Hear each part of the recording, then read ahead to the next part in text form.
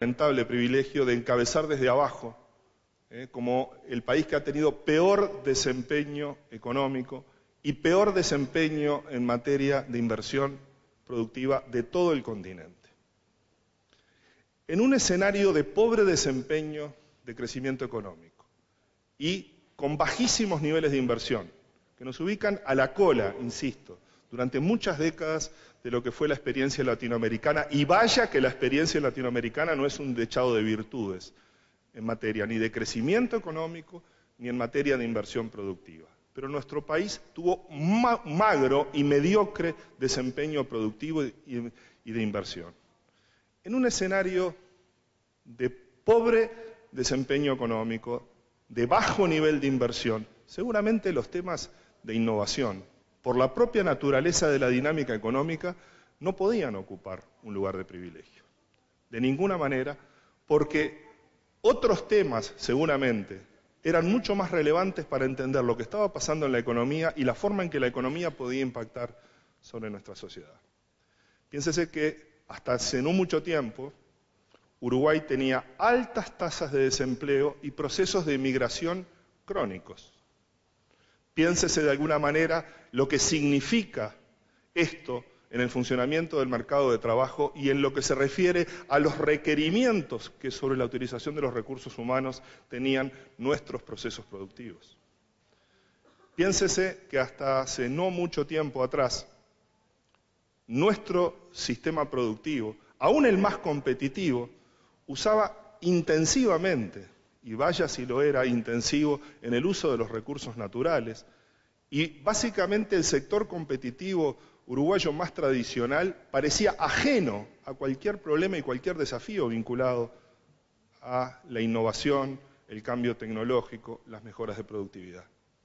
Esto era la realidad económica de un país que durante mucho tiempo careció de interés y de preocupación por los temas que hoy nos convocan en esta instancia.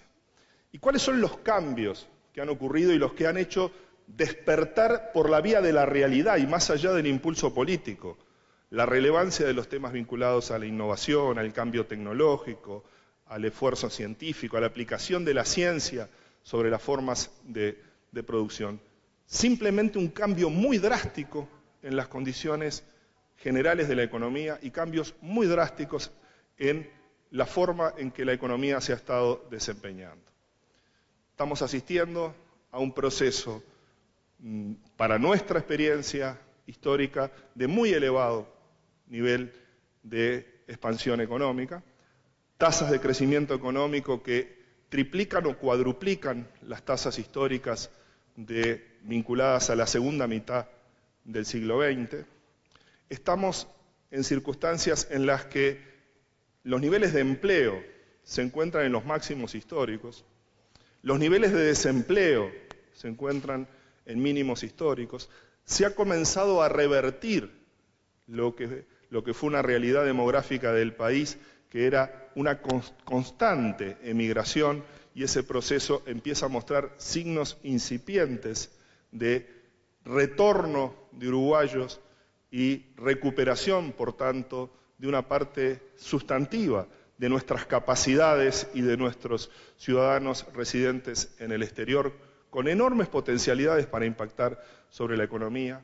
Estamos asistiendo por primera vez a registros de inversión productiva en el sector privado que se parecen a registros de inversión productiva como las que una economía que quiere crecer a largo plazo a tasas significativas debe tener. Es en este escenario, en un escenario de cambio muy importante de las condiciones económicas y de las oportunidades económicas en las que estos temas vinculados a la innovación adquieren significación muy especial. Y simplemente porque para una economía como la nuestra, para un país como el nuestro, apostar al crecimiento económico por incorporar más de lo mismo ya tiene muy pocas posibilidades de ofrecer una ventana de oportunidad para las mejoras sociales y para el bienestar de los uruguayos.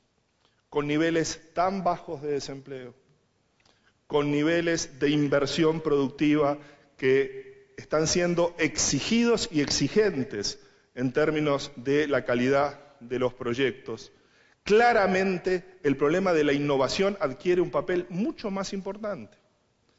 Porque si se tratara de incorporar más trabajadores y más capital y más infraestructuras para hacer más sobre las mismas formas de organización de la producción, seguramente las posibilidades de crecimiento de nuestro país serían mucho más moderadas que si apostáramos fuertemente y pusiéramos en el centro de la preocupación económica y social de nuestro país el problema del aporte de la innovación, de los cambios en las formas de producción, como la gran polea, el gran mecanismo capaz de agregar por sí mismo a la producción algo que ni la incorporación de más trabajadores, ni la incorporación de más maquinaria, ni la incorporación de más infraestructuras por sí solo podría hacer.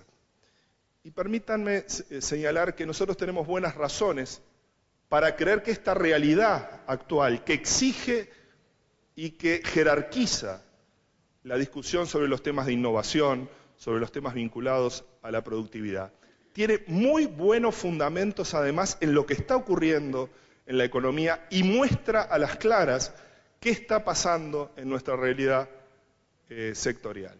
En este momento, de esas cifras de crecimiento que se mencionaban, más de la mitad del crecimiento promedio anual del Uruguay, correspondiente a los últimos 6 o 7 años, corresponde a mejoras en la productividad total de factores. Este es un cambio drástico en términos de lo que podemos conceptualizar como lo que está ocurriendo de nuevo en las formas de producción y la forma en que esas estructuras productivas están agregando valor más allá de la acumulación de capital, están agregando valor más allá de la generación de nuevas oportunidades laborales. Uruguay hoy está creciendo fuertemente, está impulsando la utilización de sus factores de producción fundamentales, pero además lo está haciendo cambiando los procesos y las formas de producción de tal modo que la productividad total de factores se convierte por primera vez en la historia, por primera vez en la historia contemporánea del país, en el principal motor de crecimiento económico en nuestro país. Y esto tiene significación en sí mismo y hace que la confluencia de intereses que centran en los temas de innovación, mejoras de productividad y el aporte de lo que es la ciencia y lo que son las capacidades de los científicos para aportar a los procesos productivos adquieran relevancia desde el punto de vista conceptual, pero además desde el punto de vista práctico. Es en estas circunstancias en las que nosotros nos comprometemos desde el gobierno a trabajar en estos temas, porque la realidad nos lo exige, porque nuestro convencimiento de que estos son temas de agenda absolutamente fundamentales está también presente, pero sobre todo porque sabemos que hacia el futuro lo que ocurra en materia de mejoras en la productividad y de cambios en los procesos productivos tendrá una enorme capacidad de influir sobre el nivel de vida de los uruguayos, tanto sobre lo que podríamos llamar la evolución del ingreso per cápita, como en la forma en la que este ingreso va a ser distribuido entre los distintos sectores de la población. Sin una agenda relevante vinculada a la productividad, a la innovación, al progreso científico, a la formación, a la capacitación, o a todo aquello que es capaz de influir sobre la productividad total de los factores, difícilmente podamos tener una agenda o una realidad compatible entre prosperidad económica y equidad.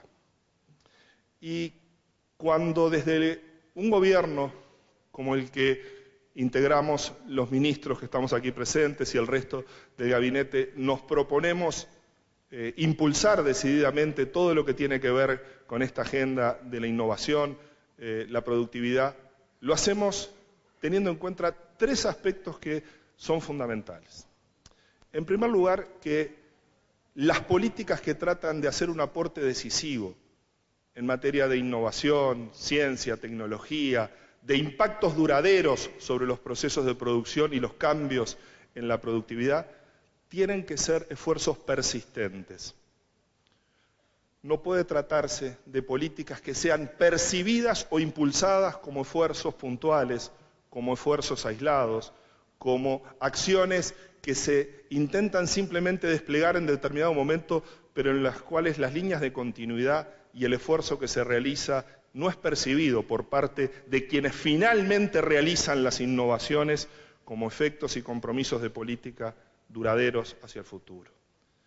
En segundo lugar, que la posibilidad de acertar o la posibilidad de tener éxito es completamente distinta que en otro tipo de políticas. Y en ese sentido, las políticas tienen que tener la capacidad de, si bien materializan o presentan el esfuerzo en materia de apoyo y promoción de la innovación como una línea firme y persistente hacia el futuro, las políticas y los instrumentos tienen que tener una gran capacidad de adaptación y una gran capacidad de rediseño de ellas mismas para encontrar en todas las circunstancias cuáles son las mejores formas de promover lo que se quiere promover. Y por último, en la medida que lo que tratan las políticas es de efectivamente promover la innovación, la actitud de las agencias gubernamentales y la forma en que los instrumentos son concebidos tienen que ser pensados desde la lógica de la promoción. Y la lógica de la promoción no puede de ninguna manera interpretarse como una suerte de apertura de ventanillas, de apertura de programas, de diseño de instrumentos que ahí se ponen a disposición de los interesados para que vengan por ellos y para que los aprovechen. La actitud de promover la innovación tiene que implicar un compromiso mucho más decidido de los actores públicos que contagie, entusiasme y encuentre las realidades sobre las cuales se quiere incidir. Difícilmente las políticas de promoción de la innovación serán exitosas sobre una forma de ejecución de las políticas que no integre el concepto de promoción y el interés por promover como un punto medular y fundamental de las estrategias a desplegar. Este es el desafío, este es el enfoque en el cual estamos comprometidos y permítanme terminar esta breve presentación diciéndoles que nosotros aquí en Uruguay estamos comprometidos con la innovación no solo por el camino recorrido, sino por todo lo que queda por recorrer. Aquí la agenda de lo que falta es mucho más importante que lo que hemos logrado hasta el momento. Así que, de nuestra parte, queremos seguir apoyando este tipo de iniciativas porque en ellas mismas está señalizado cuál es el interés y el compromiso de nuestro gobierno con una agenda que jerarquice y eleve a nivel más elevado posible las políticas de innovación, las políticas de ciencia y tecnología en la agenda política de nuestro país. Muchísimas gracias.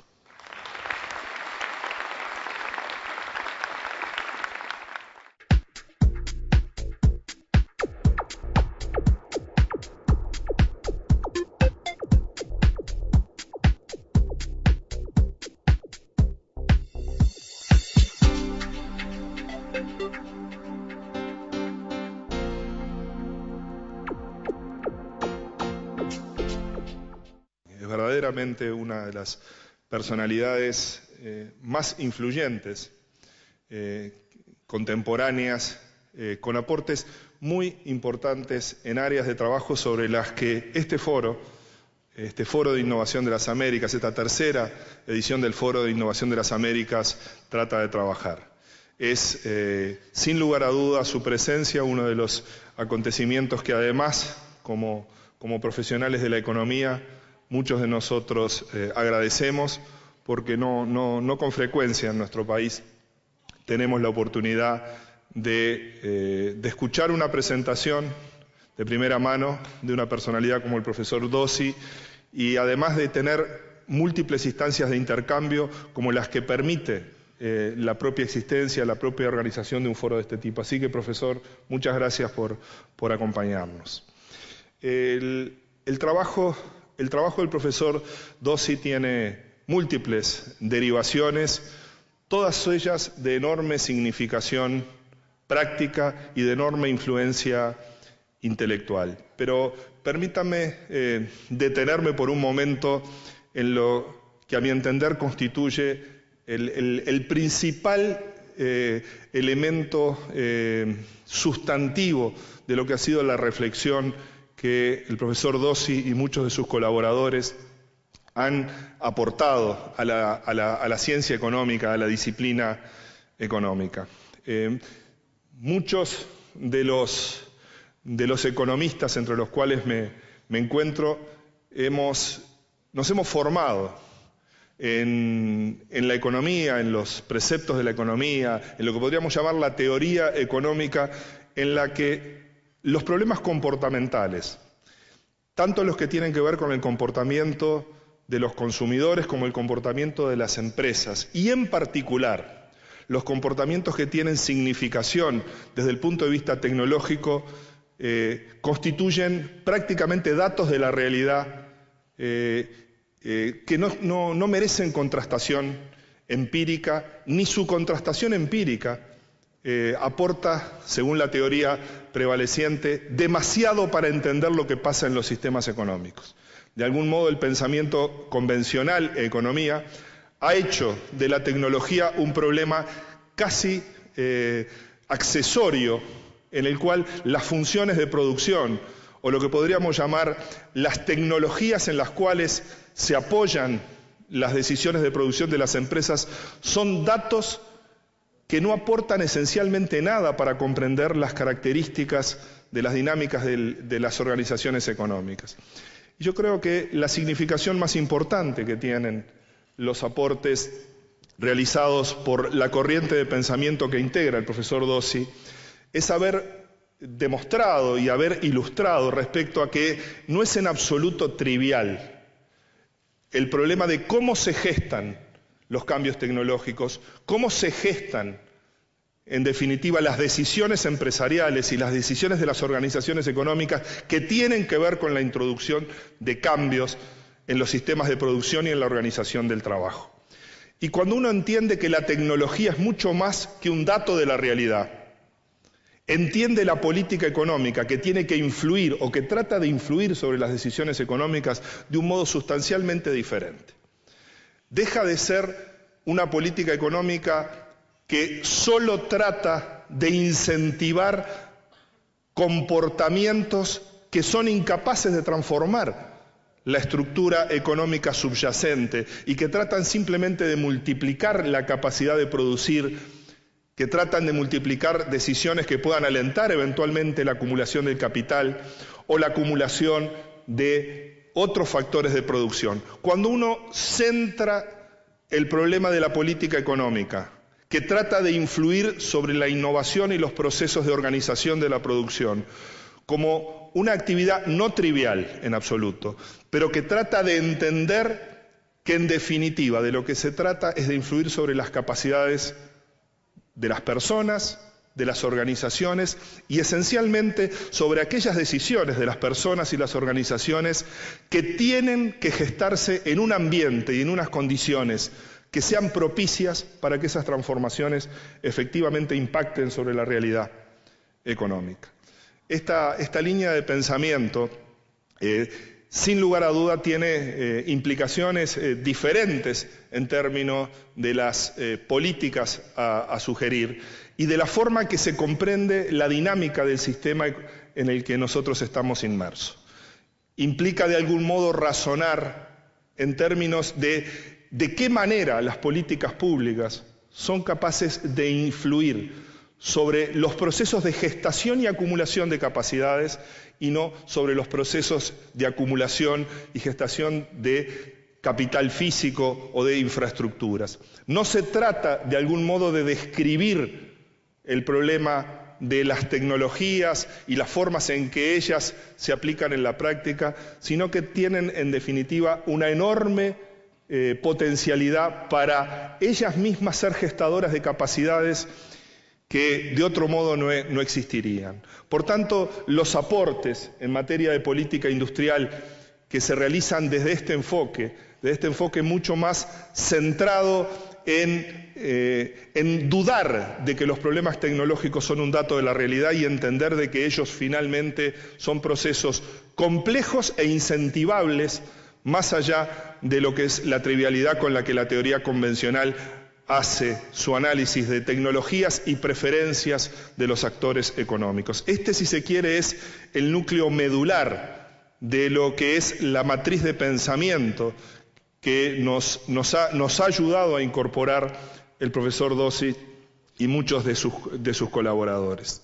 Y hay un aspecto en particular que está mencionado en el título de esta presentación que creo que tiene especial significación para entender de qué naturaleza es la reflexión y de qué naturaleza es la preocupación que inspira los aportes realizados desde esta forma de entender los procesos de innovación y los procesos de cambio. Y es entender que detrás de estos procesos hay una economía política de una riqueza y de una significación muy especial, que hace a la realidad de cómo las políticas operan, pero hace a la relación entre el interés general y el interés particular.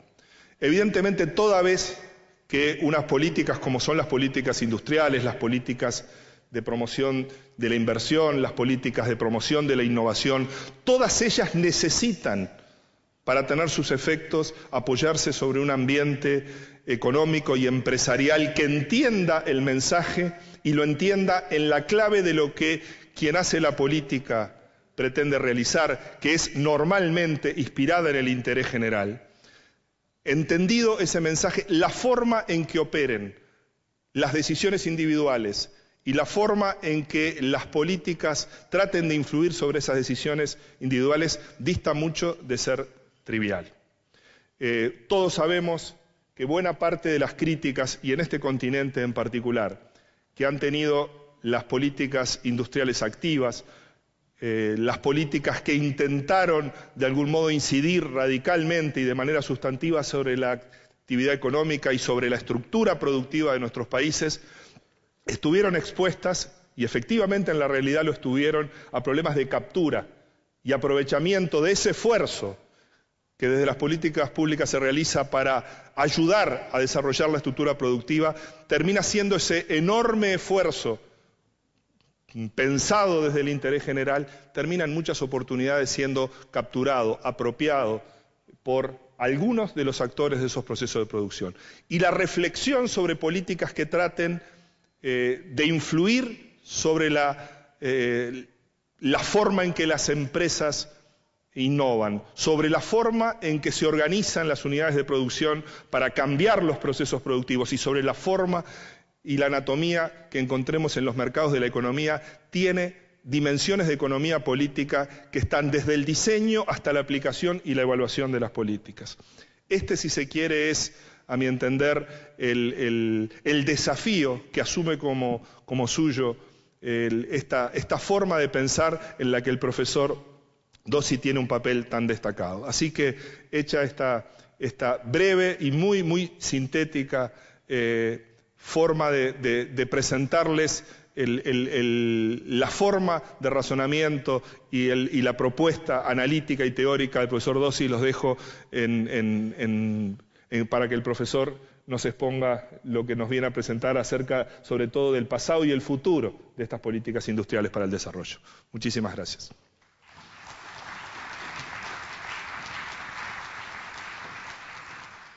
Pido disculpa, ma voy a hablar en inglés. C'è un trade-off, ma acho que voy a explicar mejor si hablo en inglés. Disculpa, si você quiere preguntar en castellano puede hacer, mas voy a ser mucho más claro en inglés. I was moved by the presentation of Minister Lorenzo, and I'm really proud to be invited here in a country, in fact, in a region characterized by an enormous vitality and a sort of collective drive out of the nightmares of the Washington Consensus as post-Washington Consensus. In fact, I think at the end of the presentation I will get to that. what I'm going to do is to take you through a long story of development seen through the lenses of capabilities accumulation and the supporting political economy that Minister Lorenzo was so rightly pointing out. I will begin by giving you a sort of broad, long overview of the process of industrialization or non-industrialization since the Industrial Revolution. Then I will ask if there are policy measures that characterize all the successful episodes of industrialization. And then I will conclude by flagging those that we consider, because most of the things that I'm going to say today are based on a book with Mario Cimoli and Joe Stiglitz, and basically the introduction and the final chapter are what I'm going to tell you. But I advise you to read the book. There are very many chapters on various experiences, Latin American and non-Latin American. I mean, let me do some marketing for that. I was saying in the last part of it, in the last part of the presentation, I will tell you what I consider some fundamental policy prescriptions that hold today and maybe require also some institutional change, but one thing at a time.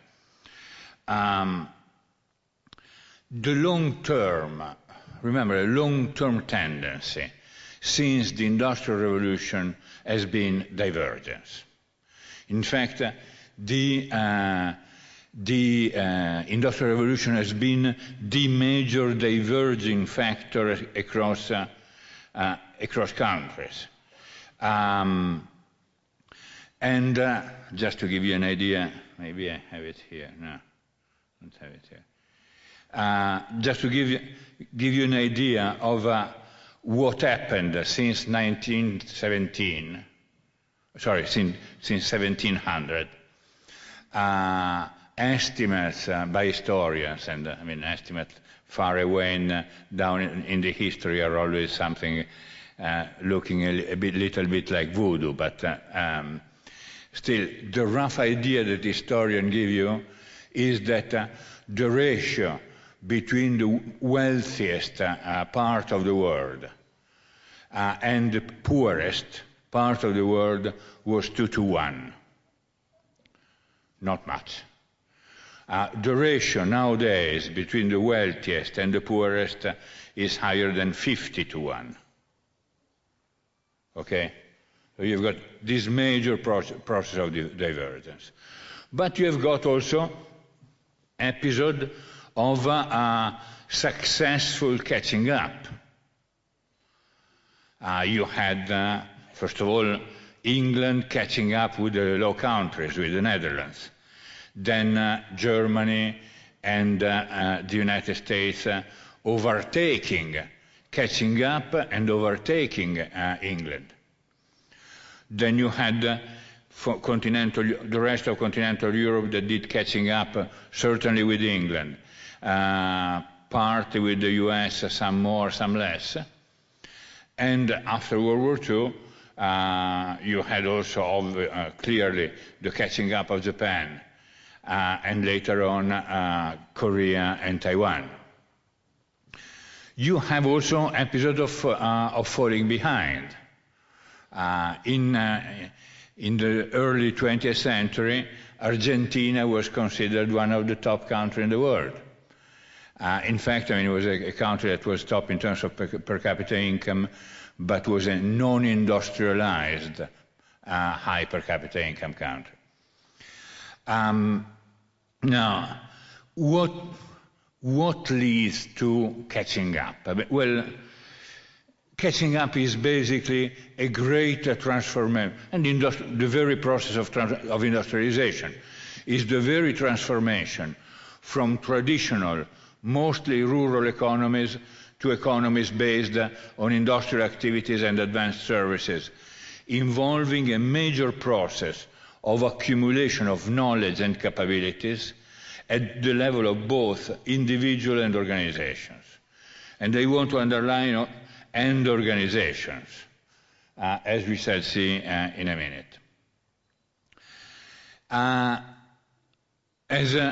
will enter into a bit more detail in a minute. It is remarkable that all successful episodes of industrialization and knowledge accumulation have always involved a rich array of public policies,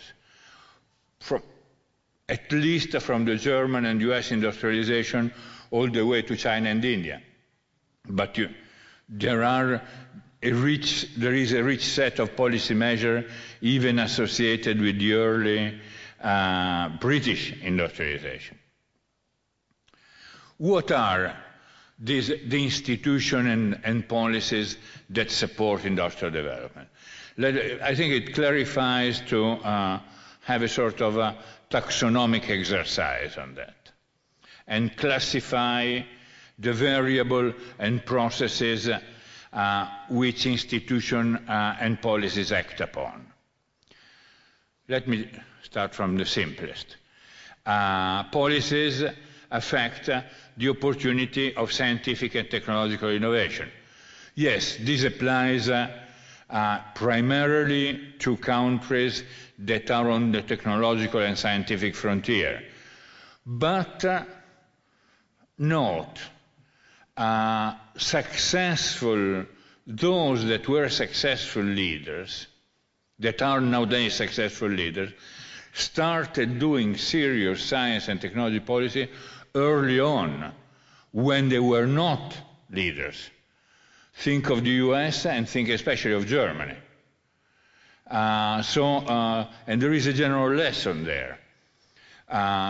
To fuel the domestic technology system, even in an immature one, it is important to have in the background applied science and public research technologies.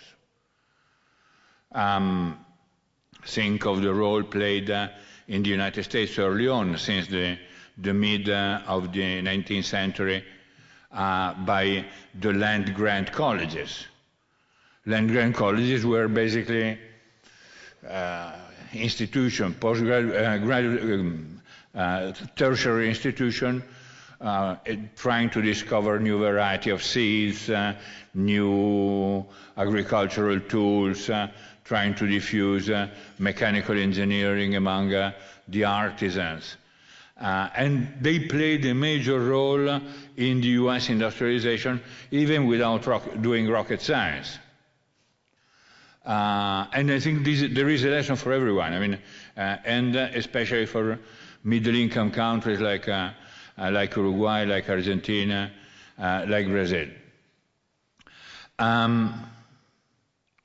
And of course, the institution doing that range, I mean, depending also on the level of development, from research universities to medical institute to space and military agency, and I mean, modulated according to the distance from the frontier and the degrees of development.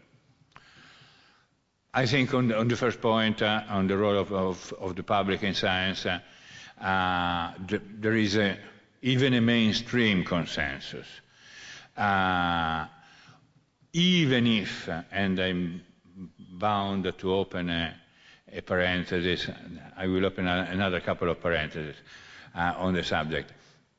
I come from the session on intellectual property right, and one of the things that one of the thing that was part of the zeitgeist at that seminar was the praise and indeed the push toward the patenting of knowledge generated by public research, publicly funded, publicly performed research,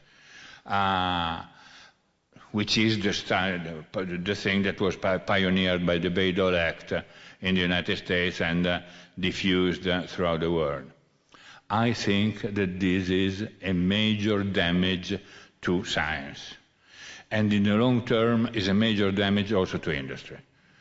The great push forward in our knowledge that then became also technological knowledge came in a regime of open science, the one that described the Bush report. Bush, nothing to do with the Bush family, is Vannevar Bush, 1945.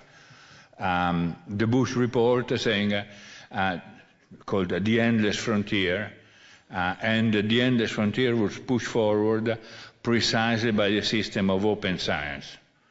The Bayh-Dole Act is killing that and is distorting the rate of direction of scientific discovery, but this is another matter. Second, what the public policy do is affecting distributed learning and technological capabilities through broad education and training policies. Again, it's non-trivial. One of the fundamental drawbacks of the pattern of industrialization, even during the import substitution phase in Latin America, was the lack of attention of a public universal education. Unlike Korea, starting in 1948, how many engineers there were electrical engineers there were in Korea? One, meaning one. Korea had one electrical engineer. And they devoted an enormous effort to knowledge diffusion also at especially at the beginning, at the primary, secondary level. Third, you need to, I think, most countries, you need to get your hands dirty into the very structure, the very industrial structure. You affecting the type of firms that you sponsor, affecting the sector we shall see, affecting ownership. I wish I'd come back to that again with flagging the policy prescription. But remember that in all countries, with the exception of Singapore and Hong Kong, but do you consider them countries? I mean, they are not even a town. In all other countries, major actors of knowledge accumulation have been domestic firms. At least after a stage of development have been domestic firms. Even in those processes of industrialization, like Taiwan, in which the first phase was you had a lot of multinational driven dynamics, but then it came a point that if you wanted to go ahead, you needed to push the domestic firms. I shall come back to that. You want to influence, and public policy influence, the capabilities of economic agents. That relates to the nature that I was discussing before. The capability of economic agents in terms of the knowledge they embody, the effectiveness and speed by which they search for new technological advances. Again, think of Korea. In Korea, the process of construction of technologically dynamic chaebols, these big conglomerates, Korean conglomerates, were followed, pushed, driven hand by hand by the government with a lot of carrots, but also with a lot of stick. And they shaped organizations that at the beginning were doing essentially textile. They became a major diversified producer in the newest technological paradigms.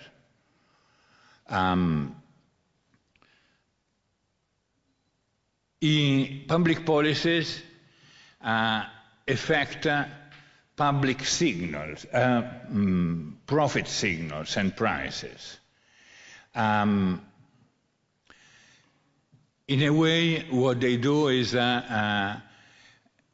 they make, using the paradox of Alice Amsden from MIT, you want to get the price wrong, in the sense that you want to distort the prices of the international market.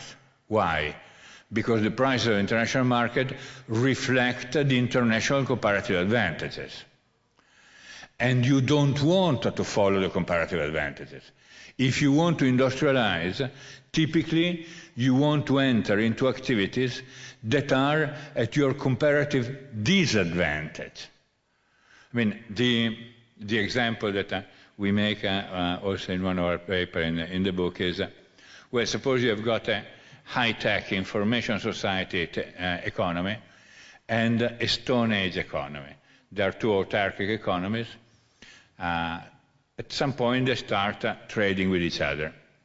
Well, of course, the ICT economy will have a comparative advantage in ICT-intensive products, and the other one will have a comparative advantage in stone-intensive products. Well, even admitting that the people in the advanced country want stone-intensive products, which is not warranted, if the stone economy wants to catch up